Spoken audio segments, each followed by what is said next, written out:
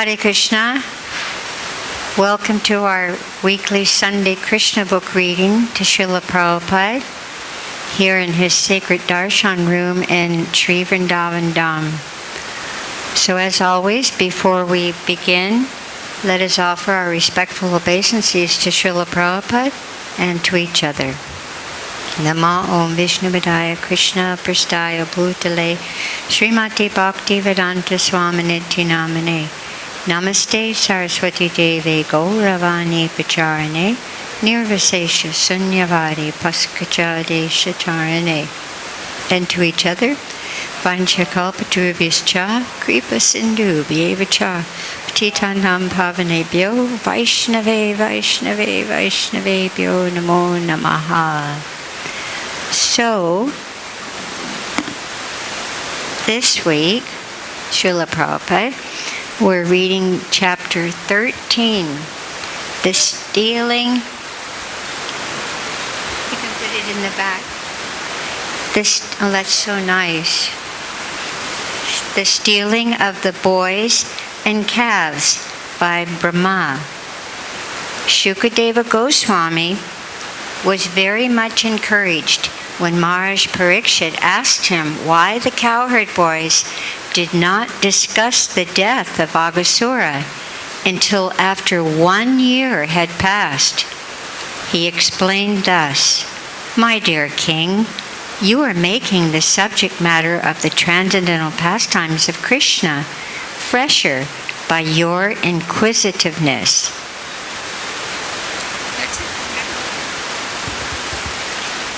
It is said that it is the nature of a devotee to constantly apply his mind, energy, words, ears, etc. in hearing and chanting about Krishna. This is called Krishna consciousness. And for one who is wrapped in hearing and chanting about Krishna, the subject matter never becomes hackneyed or old. That is the significance of transcendental subject matter in contrast to the material subject matter. Material subject matter becomes stale and one can't hear a certain subject for a long time. He wants change. But as far as transcendental subject matter is concerned, it is called Nitya Navayamana. This means that one can go on chanting and hearing about the Lord and never feel tired, but remain fresh and eager to hear more and more.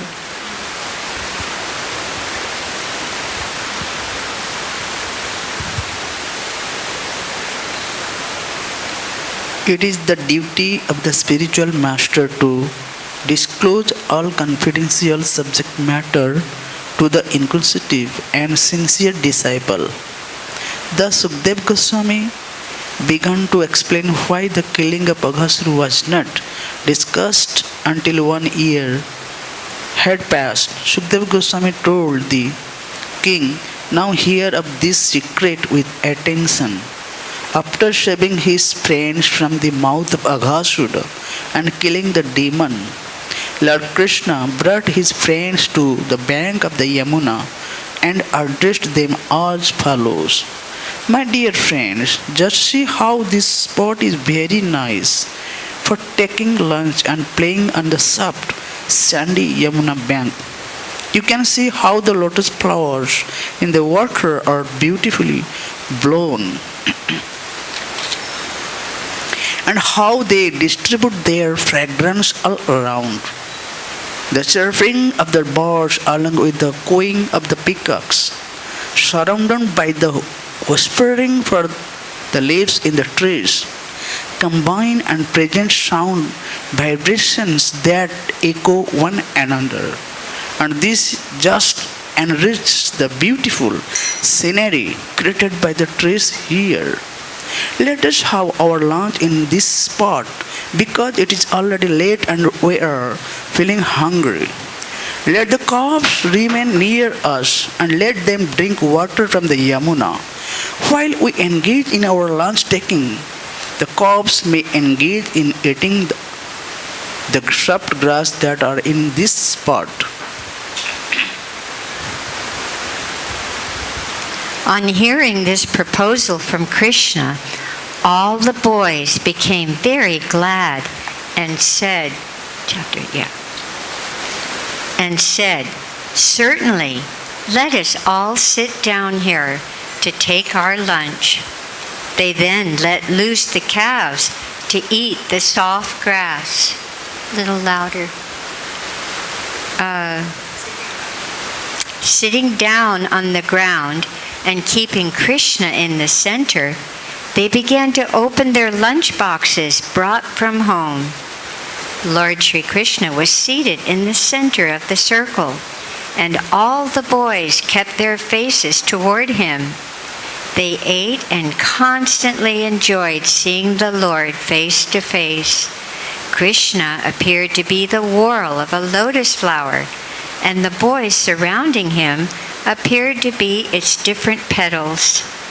The boys collected flowers, leaves of flowers, and the bark of trees, and placed their lunch on them, as well as in their boxes. And thus they began to eat their lunch, keeping company with Krishna. While taking lunch, each boy began to manifest different kinds of relations with Krishna, and they enjoyed each other's company with joking words.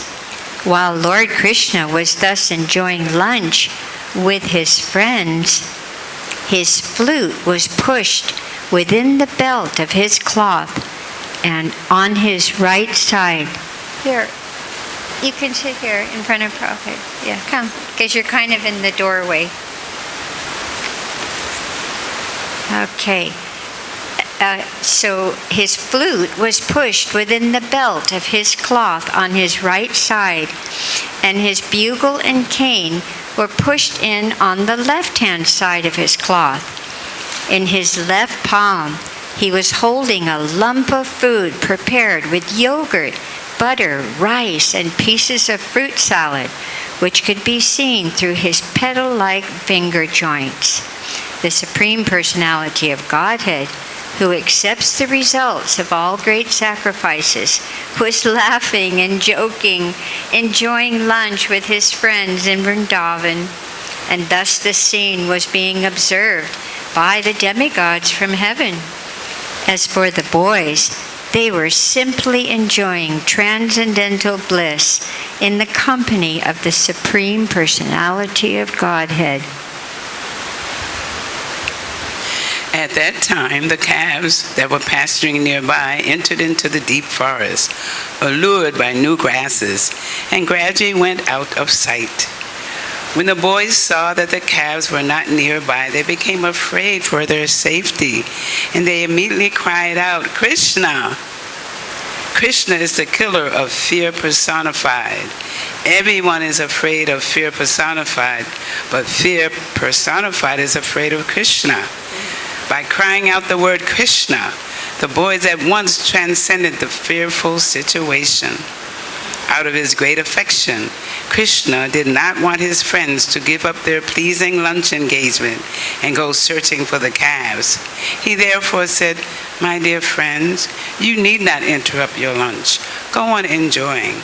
I am going personally to find the calves."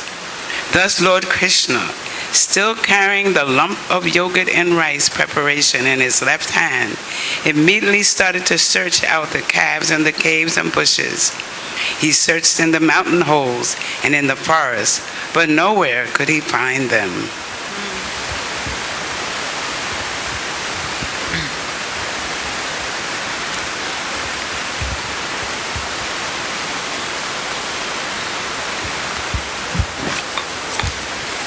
At that time, when Agusara was killed and the demigods were looking on the incident with great surprise, Brahma, who was born of the lotus flower growing out of the navel of Vishnu, also came to see.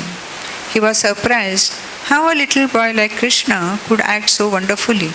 Although he was informed that the little coward boy was the Supreme Personality of Godhead, he wanted to see more of the Lord's glorious pastimes. And thus he stole all the cows and the coward boys and took them to a different place. Lord Krishna therefore, in spite of searching for the cows,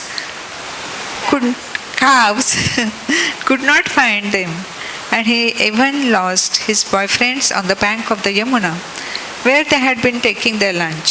In the form of the cowherd boy, Lord Krishna was very little in comparison to Brahma, but because he is the Supreme Personality of Godhead, he could immediately understand that all the cows and boys had been stolen by Brahma.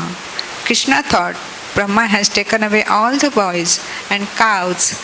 How can I alone return to Vrindavan? The mothers will be aggrieved.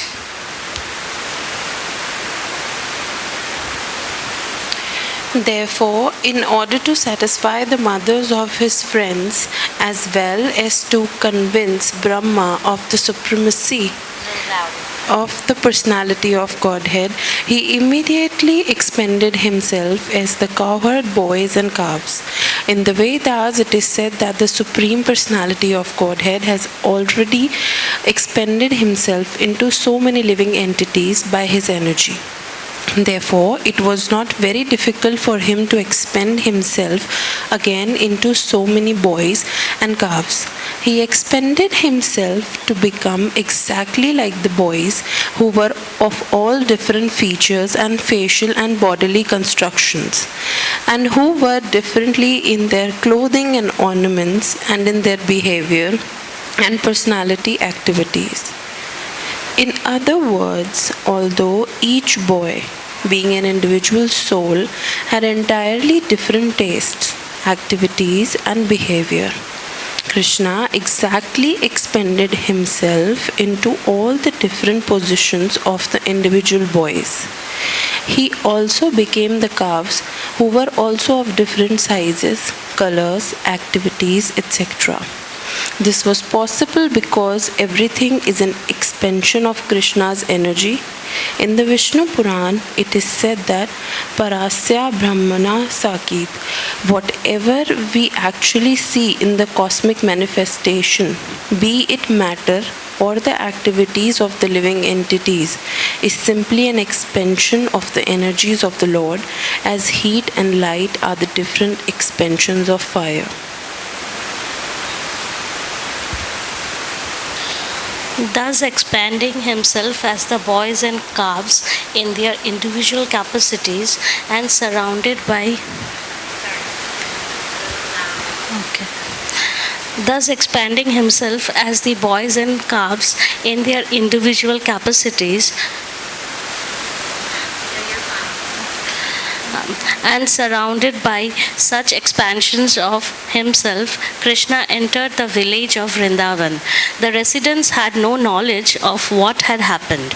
After entering the village of Vrindavan, all the calves entered their respective cow sheds, and the boys went to their respective mothers and homes. The mothers of the boys heard the vibrations of their flutes before their entrance, and to receive them, they came out of their homes and embraced them. And out of maternal affection, milk was flowing from their breasts, and they allowed the boys to drink it. However, their offering was not exactly to their boys, but to the Supreme Personality of Godhead,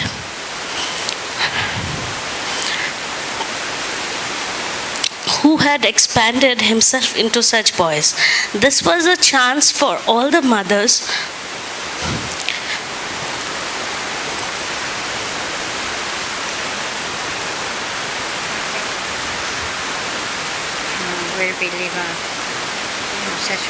This was a chance for all the mothers of Vrindavan to feed the Supreme Personality of Godhead with their own milk. Therefore, not only did Lord Krishna give Yashoda the chance to feed him, but this time he gave the chance to all the other elder gopis.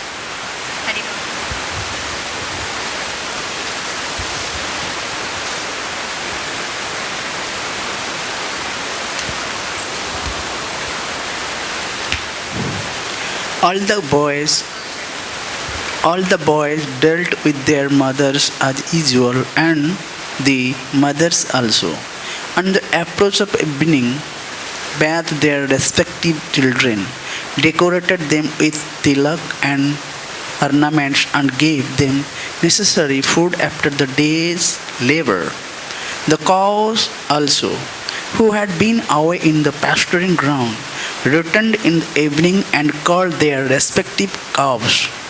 The calves immediately came to their mothers, and the mothers began to lick the bodies of the calves. These relations of the cows and the gopis with their calves and boys remained unchanged, although actually the original calves and the boys were not there. Actually, the cows' affection for their calves and the elder gopis' affection for their boys causelessly increased. Their affection increased naturally, even though the calves and the boys were not their offspring. Although the cows and elder gopis of Vrindavan had greater affection for Krishna than for their own offspring, after this incident their affection for their offspring increased ultimately, exactly as it did for Krishna. For 1 year continuously, Krishna himself expanded at the calves and cowherd boys and was present in the pasturing ground.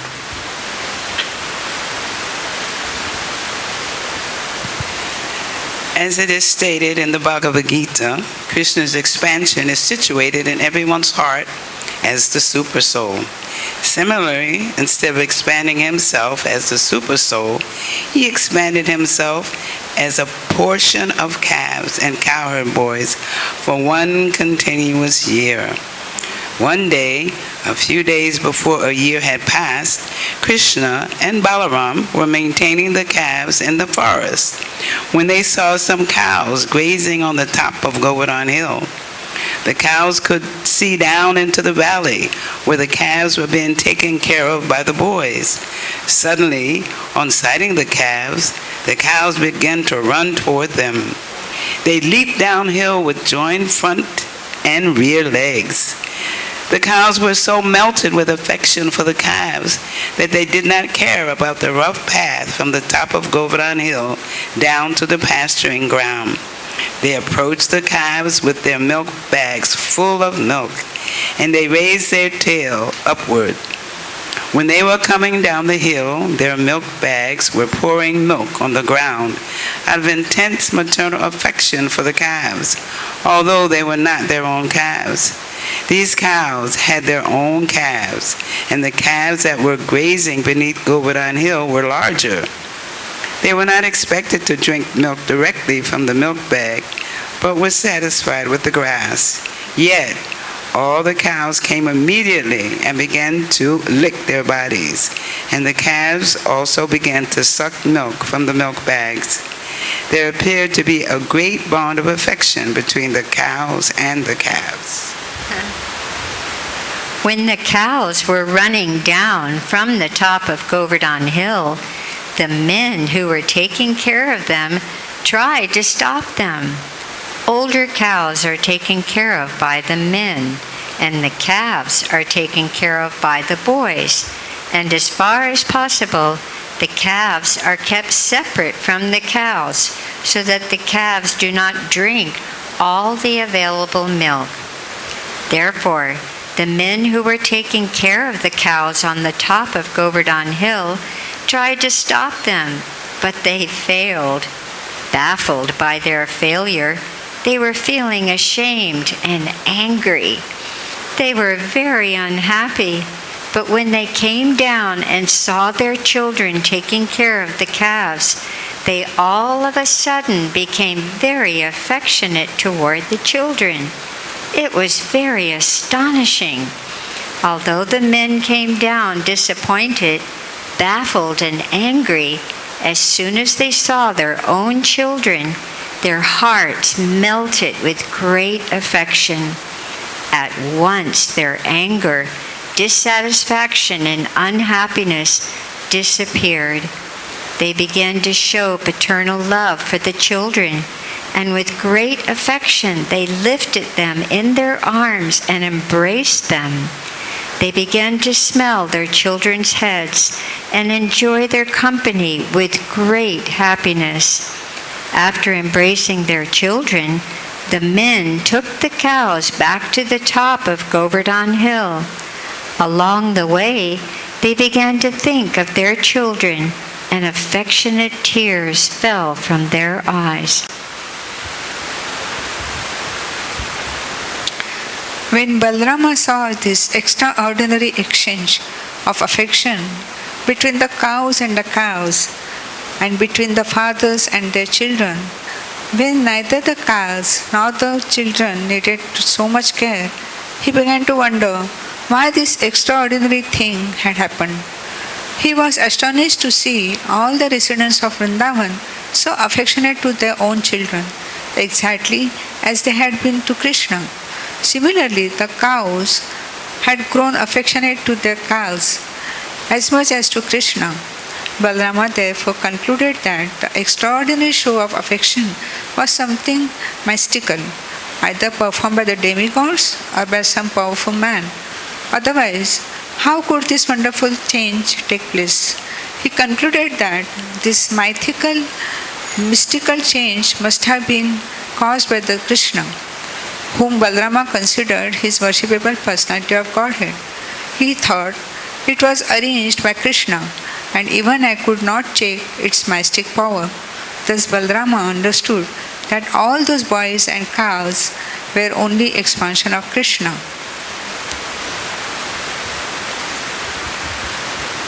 Balram inquired from Krishna about the actual situation. He said, "My dear Krishna, in the beginning I thought that all these calves and cowherd boys were either great sages and saintly persons or demigods. But at present it appears that they are actually your expansions. They are all you. You yourself are playing as the calves and boys. What is the mystery of this situation? Where have those other calves and boys gone? And why are you expending yourself as the calves and boys? Will you kindly tell me what is the cause?" At the request of Balaram, Krishna briefly explained the whole situation, how the cows and boys have been stolen by Brahma and how Krishna was concealing the incident by expending himself so people would not know that the original calves and boys were missing. While Krishna and Balram were talking, Brahma returned after a moment's interval. According to the duration of his life, we have information of Lord Brahma's duration of life from the Bhagavad-Gita, 1,000 times the duration of the 4 ages, or 1,000 into 4,320,000 years constitute Brahma's 12 hours. Similarly, 1 moment of Brahma's time is equal to 1 year of our solar calculation.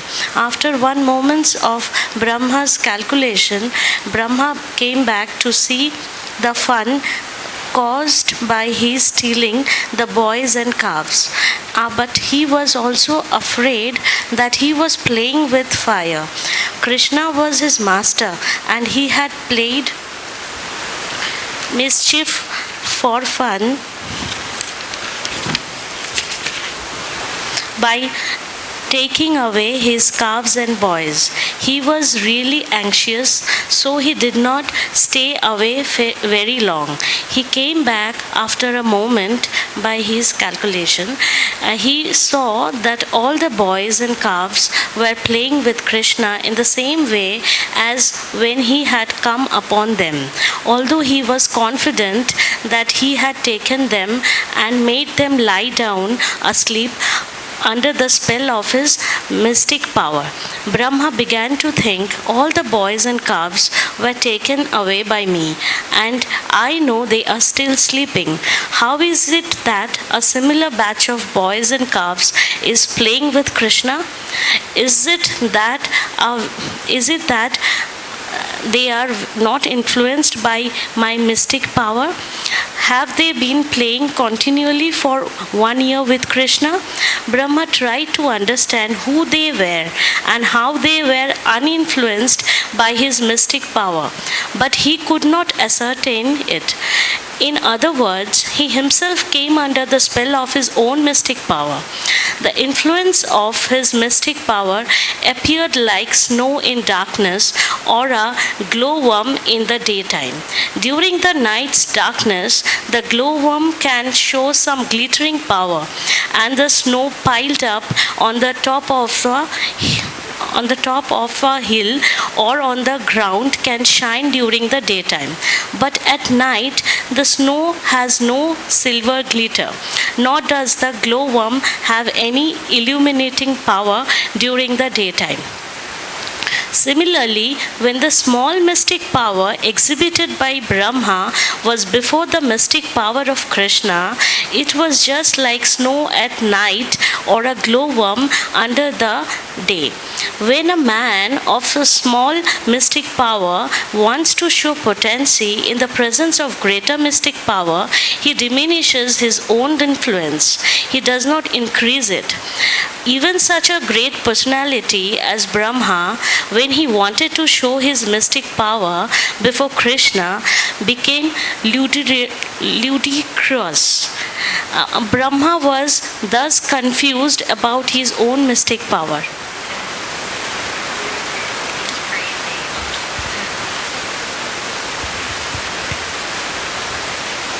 In order to convince Brahma that all those calves and boys were not the original ones, the calves and the boys who were playing with Krishna transformed into Vishnu forms. Actually, the original ones were sleeping under the spell of Brahma's mystic power. But the present ones seen by Brahma were all immediate expansion of Krishna or Vishnu. Vishnu is the expansion of Krishna. So the Vishnu forms appeared before Brahma. All the Vishnu forms were of bluish color and dressed in yellow garments. All of them had 4 hands decorated with club, disc, lotus flower and conch shell. On their heads were glittering golden helmets inlaid with jewels. They were bedecked with pearls and earrings and garlanded with beautiful flowers. On their chests was the mark of Srivasa. Their arms were decorated with armlets and other jewelry, and their necks were just like conch shells. Their legs were decorated with bells, their waist with golden belts, and their fingers with jeweled rings. Brahma also saw that upon the whole body of each Lord Vishnu, from the lotus feet up to the top of the head, fresh tulsi leaves and bars had been thrown. Another significant feature of the Vishnu forms was that all of them were looking transcendently beautiful. Their smiling resembled the moonshine, and their glancing resembled the early rising of the sun. Just by their glancing, they saw themselves to be the creators and maintainers of the modes of ignorance and passion. Vishnu represents the mode of goodness, Brahma represents the mode of passion, and Lord Shiva represents the mode of ignorance. Therefore, as the maintainer of everything in the cosmic manifestation, Vishnu is also the creator and maintainer of Brahma and Lord Shiva.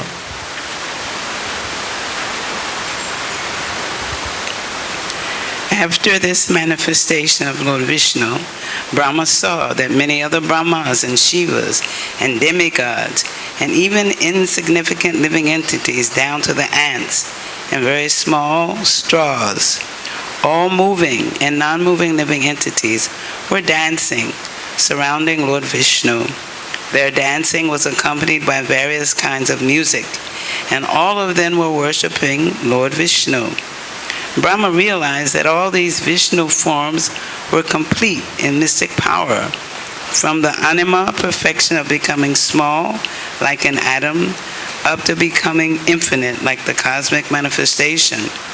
All the mystic powers of Brahma, Shiva, all the demigods, and the 24 elements of cosmic manifestation were fully represented in the person of Vishnu.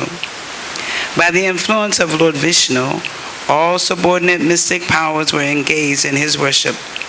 He was being worshipped by time, space, the cosmic manifestation, reformation, desire, activity, and the three qualities of material nature. Lord Vishnu, Brahma also realized, is a reservoir of all truth, knowledge, and bliss. He is the combination of three transcendental features, namely eternity, knowledge, and bliss, and he is the object of worship by the followers of the Upanishads. Brahma realized that all the different forms of boys and calves transformed into Vishnu forms were not transformed by a mysticism of the type that a yogi or a demigod can display by specific powers invested in him. The calves and boys transformed into Vishnu Murtis, or Vishnu forms, were not displays of Vishnu Maya or Vishnu's energy, but were Vishnu himself. The respective qualifications of Vishnu and Vishnu Maya are just like fire and heat. In the heat, there is the qualification of fire, namely warmth, and yet heat is not fire. The manifestation of the Vishnu forms of the boys and calves was not like the heat, but was rather the fire. They were all actually Vishnu. Factually, the qualification of Vishnu is full truth, full knowledge, and full bliss. Another example can be given with material objects, which are reflected in many, many forms. For example, the sun is reflected in many water pots, but the reflections of the sun in the many pots are not actually the sun. There is no actual heat or light from the suns in the pots, although they appear like the sun. But the forms which Krishna assumed were each and every one full Vishnu. The specific word used in this connection is Satya Gyananantananda. Satya means truth, Gyan, full knowledge, Ananta, unlimited, and Ananda, full bliss. The glories of Supreme Personality of Godhead are so great that the impersonalist followers of the Upanishads can't reach the platform of knowledge to understand them. Especially the transcendental form of the Lord are beyond the reach of the impersonalist, who can only understand through the studying the Upanishads that the absolute truth is not matter or is not materially restricted. From Krishna's expansion into Vishnu forms, Lord Brahma could understand by his limited potency that everything movable and immovable within the cosmic manifestation is existing due to the expansion of the energy of the Supreme Lord. When Brahma was thus standing baffled in his limited power and conscious of his limited activities within the 11 senses, he could realize that he was also a creation of the material energy, just like a puppet. As a puppet has no independent power to dance, but dances according to the direction of the puppet master, so the demigods and living entities are all subordinate to the Supreme Personality of Godhead. As it is stated in the Chaitanya Charitamrita, the only master is Krishna, and all others are his servant. The whole world is under the waves of the material spell, and being are floating like a straws in water. So their struggle for existence is continuing. But as soon as one becomes conscious that he is the eternal servant of the Supreme Personality of Godhead, this Maya or illusory struggle for existence is immediately stopped.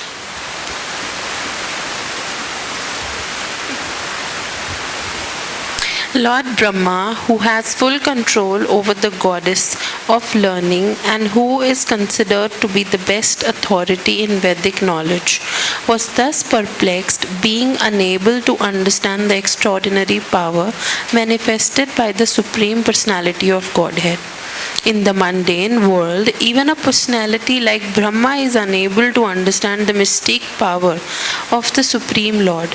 Not only did Brahma fail to understand, but he was perplexed even to see the display which was being manifested by Krishna before him.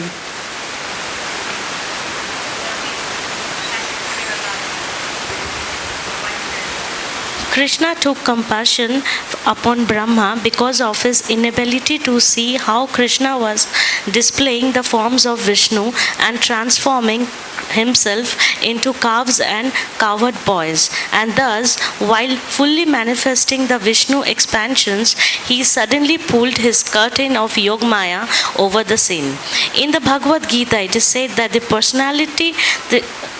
said that the Supreme Personality of Godhead is not visible due to the curtain spread by Yogmaya. That which covers the reality is Mahamaya, or the external energy, which does not allow a conditioned soul to understand the Supreme Personality of Godhead beyond the cosmic manifestation. But the energy which partially manifests the Supreme Personality of Godhead and partially does not allow one to see is called Yogmaya. Brahma is not an ordinary conditioned soul. He is far, far superior to all the other demigods, and yet he could not comprehend the display of the Supreme Personality of Godhead. Therefore, Krishna willingly stopped manifesting any further potency. The conditioned soul not only becomes bewildered, but is completely unable to understand. The curtain of Yogmaya was drawn so that Brahma would not become more and more perplexed.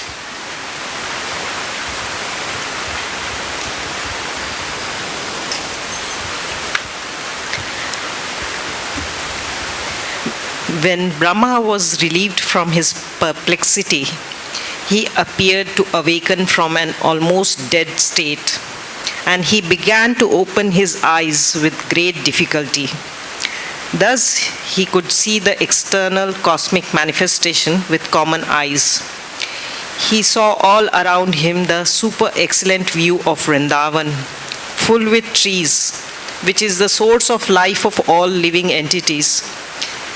He could appreciate the transcendental land of Vrindavan, where all the living entities are transcendental to ordinary nature. In the forest of Vrindavan, even ferocious animals like tigers live peacefully along with deer and human beings.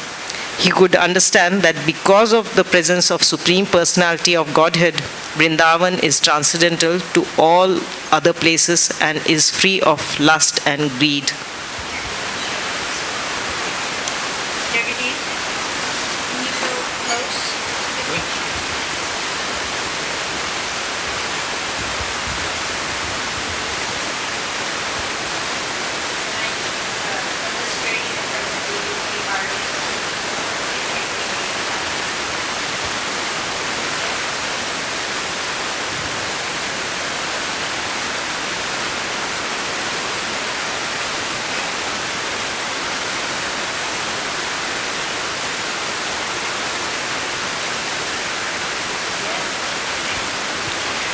Brahma thus found Sri Krishna, the Supreme Personality of Godhead, playing the part of a small cowherd boy.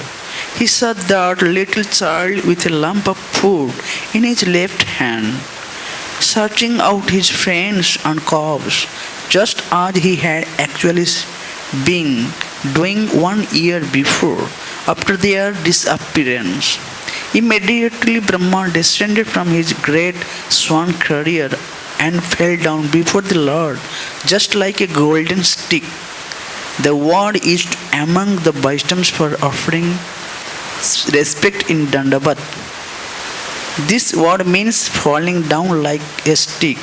One should offer respect to the superior Vaishnava by falling down straight with his body just like a stick.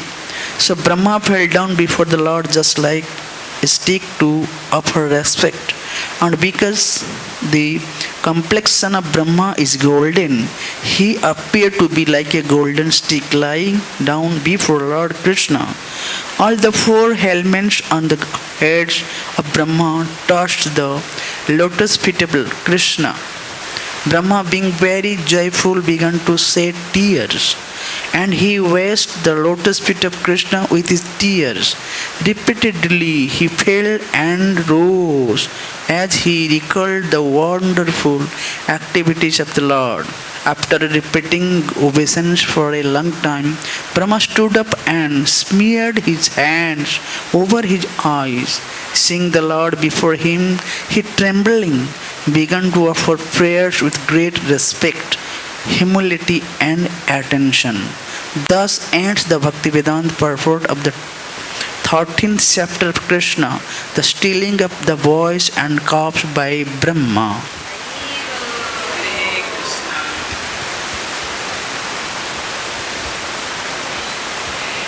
Chapter 14, prayers offered by Lord Brahma to Lord Krishna. Brahma said, "My dear Lord, you are the only worshipable Supreme Lord, the personality of Godhead. Therefore I am offering my humble obeisances and prayers just to please you. Your bodily features are the color of clouds filled with water. You are glittering with a silver electric aura emanating from your yellow garments. Let me offer my respectful repeated obeisances unto the son of Maharaj Nanda, who is standing before me with a conch shell, earrings, and a peacock feather on his head. His face is beautiful. He is wearing a helmet and is garlanded by forest flowers, and he stands with a morsel of food in his hand. He is decorated with a cane, a buffalo horn, bugle, and a flute. He stands before me with small lotus feet." Lotus feet. My dear Lord, people may say that I am the master of all Vedic knowledge, and I am supposed to be the creator of this universe. But it has been proved now that I cannot understand you who are present before me just like a child. You are playing with your boyfriends and calves, which might imply that you do not even have sufficient education. You are appearing just like a village boy, carrying your food in your hand and searching for your calves. And yet, there is so much difference between your body and mine that I cannot estimate the potency of your body. As I have already stated in the Brahma Samhita, your body is not material. In the Brahma Samhita, it is stated that the body of the Lord is all spiritual. There is no difference between the Lord's body and his self. Each limb of the body can perform the action of all others. The Lord can see with his hands, he can hear with his eyes, he can accept offering with his legs, and he can create with his mouth.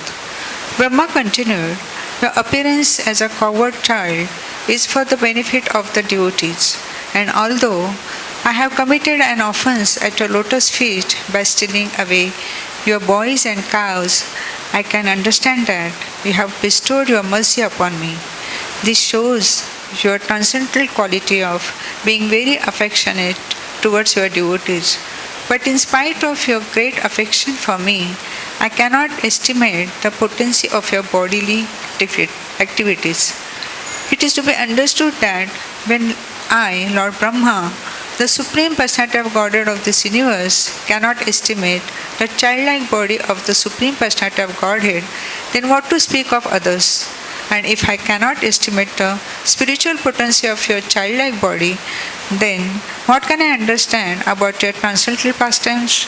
Therefore, as it is said in the Bhagavad-Gita, anyone who can understand a little of the transcendental pastimes, appearance and disappearance of the Lord becomes immediately eligible to enter into the kingdom of God after quitting the material body. This statement is confirmed in the Vedas, where it is stated, simply by understanding the Supreme Personality of Godhead, one can overcome the chain of repeated birth and death. I therefore recommend that people should not try to understand you by their speculative knowledge.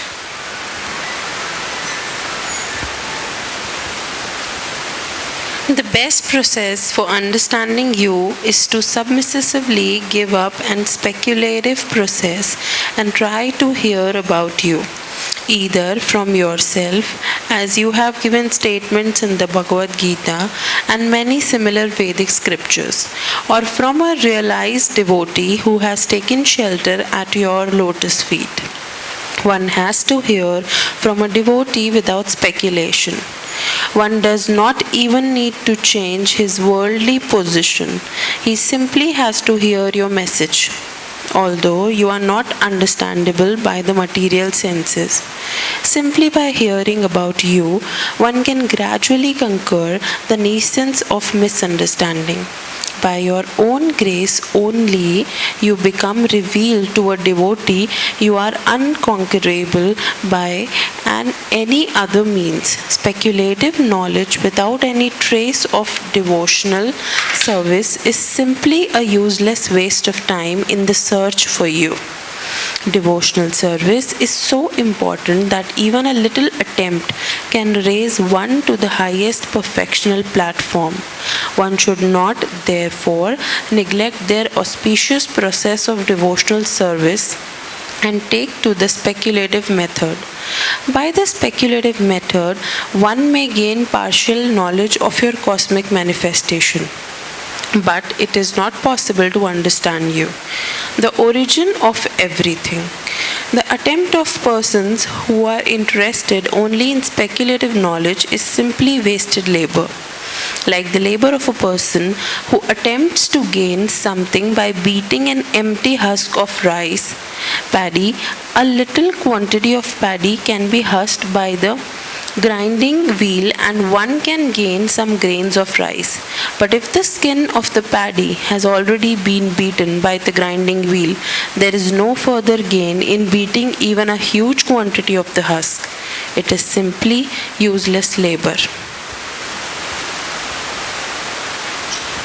My dear Lord, there are many instances in the history of human society where a person, after failing to achieve the transcendental platform, engaged himself in devotional service with his body, mind, and words, and thus attained the highest perfectional state of entering into your abode. The processes of understanding you by speculation or mystic meditation are all useless without devotional service.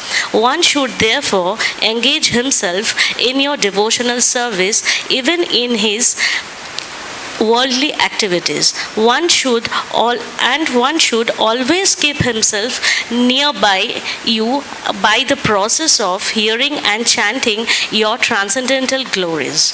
Simply by being attached to hearing and chanting your glories, one can attain the highest perfectional stage of entering into your kingdom. If a person therefore always keeps in touch with you by hearing and chanting your glories and offers the results of his work for your satisfaction only, he very easily and happily attains entrance into your supreme abode. You are realizable by persons who have cleansed their hearts of all contamination. This cleansing of the heart is made possible by chanting and hearing the glories of your Lordship.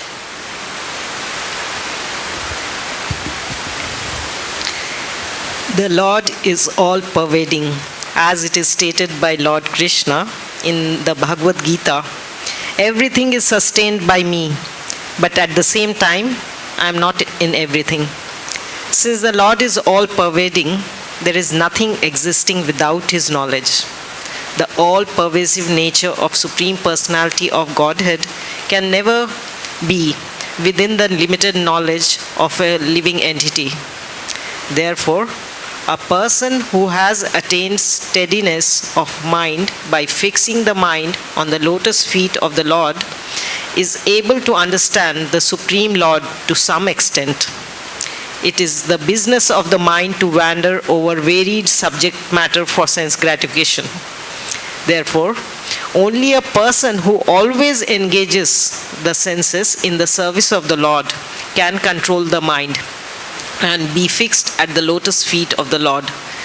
This concentration of mind upon the lotus feet of the Lord is called samadhi. Until one reaches the stage of samadhi or trance, he cannot understand the nature of Supreme Personality of Godhead.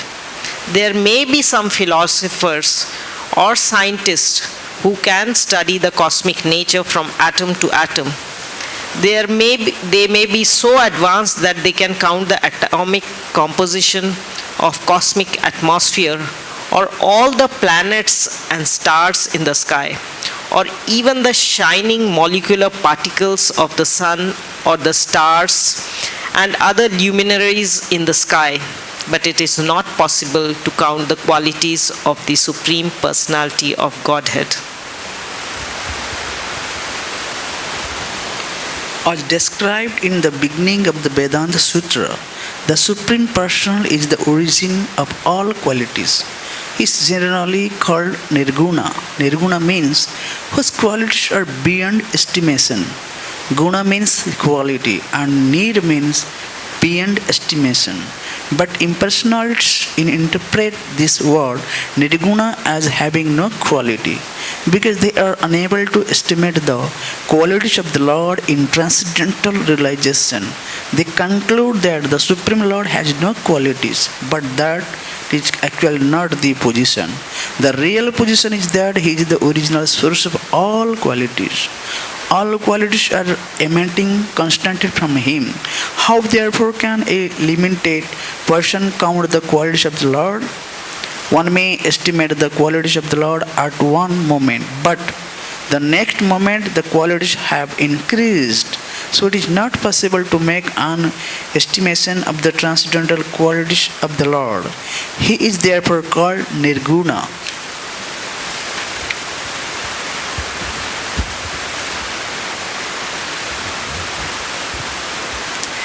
One should not uselessly labor in mental speculation to estimate the Lord's qualities.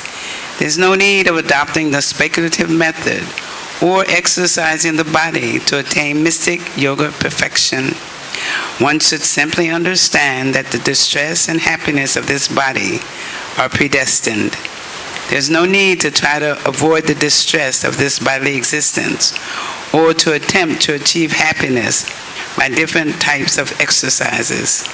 The best course is to surrender unto the Supreme Personality of Godhead with body, mind, and words, and always be engaged in His service. This transcendental labor is fruitful, but other attempts to understand the absolute truth are never successful. Therefore, an intelligent man does not try to understand the absolute truth by speculative or mystic power. Rather, he engages in devotional service and depends on the Supreme Personality of Godhead. He knows that whatever may happen to the body is due to his past fruitive activities. If one lives such a simple life in devotional service, then automatically he inherits the transcendental abode of the Lord. Actually, every living entity is part and parcel of the Supreme Lord and a son of the Godhead. Each has the natural right to inherit and share the transcendental pleasures of the Lord, but due to the conduct of matter, conditioned living entities have been practically disinherited. If one adopts the simple method of engaging himself in devotional service, automatically he becomes eligible to be freed from material contamination and elevated to the transcendental position of associating with the Supreme Lord. Lord Brahma presented himself to Lord Krishna as the most presumptuous living creature because he wanted to examine the wonder of his personal power. He stole the boys and calves of the Lord in order to see how the Lord would recover them. Now, Lord Brahma admitted that his attempt was most presumptuous, for he was attempting to test his energy before the person of original energy. Coming to his senses, Lord Brahma saw that although he was a very powerful living creature, in the estimation of all other living creatures within this material world, his power was nothing in comparison with the power and energy of the Supreme Personality of Godhead. The scientists of the material world have invented wonders such as atomic weapons, and when tested in a city or some insignificant place on this planet, such powerful weapons create so-called havoc. But if the atomic weapons are tested on the sun, what is their significance? They are insignificant there. Similarly, Brahma's stealing of the calves and boys from Sri Krishna may be a wonderful display of mystic power, but when Sri Krishna exhibited his expansive power in so many calves and boys and maintained them without effort, Brahma could understand that his own power was insignificant.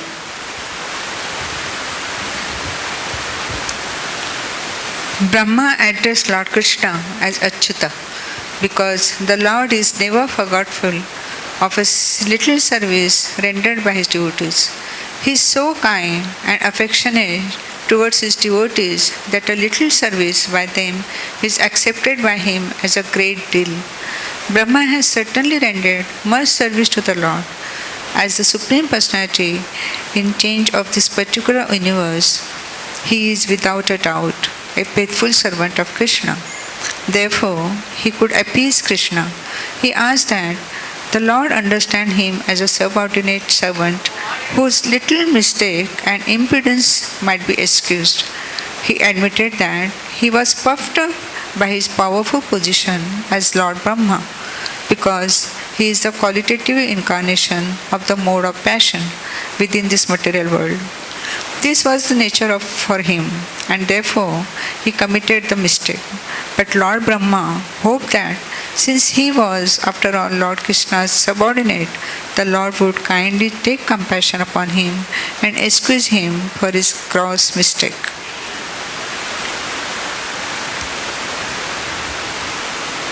Lord Brahma realized his actual position. He is certainly the supreme teacher of this universe, in charge of the production of material nature, consisting of the complete material energy. False ego, sky, air, fire, water, and earth. Such a universe may be gigantic, but it can be measured, just as we measure our body as 7 spans. Generally, everyone's personal bodily measurement is calculated to be 7 spans of his hand. This particular universe may appear as a very gigantic body, but it is nothing but the measurement of 7 spans of Lord Brahma. Aside from this universe, there are unlimited other universes which are outside the jurisdiction of this particular Lord Brahma. Just an innumerable atomic infinitesimal fragments pass through the holes of the screened window, so millions and trillions of universes in their seedling form are coming out from the bodily pores of Mahavishnu, and that Mahavishnu is but a part of the planetary expansion of Krishna. Under these circumstances, although Lord Brahma is the supreme creator within this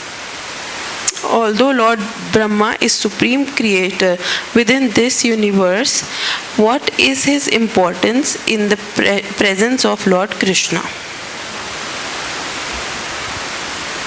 Lord Brahma therefore compared himself to a little child within the womb of his mother.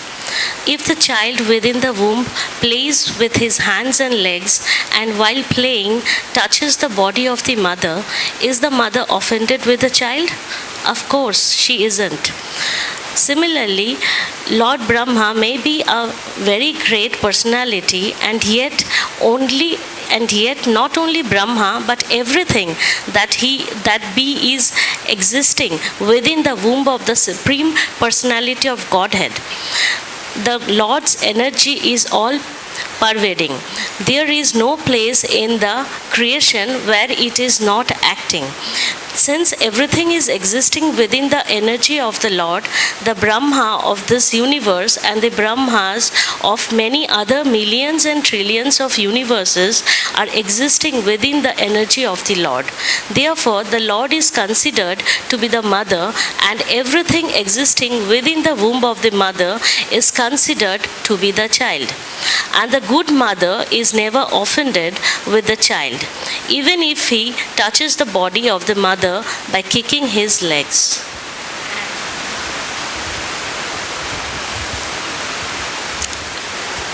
Lord Brahma then said that his birth was from the lotus flower which blossomed from the navel of Narayan after the dissolution of the three worlds or three planetary systems known as Bhurloka, Bhuvarloka and Swarloka.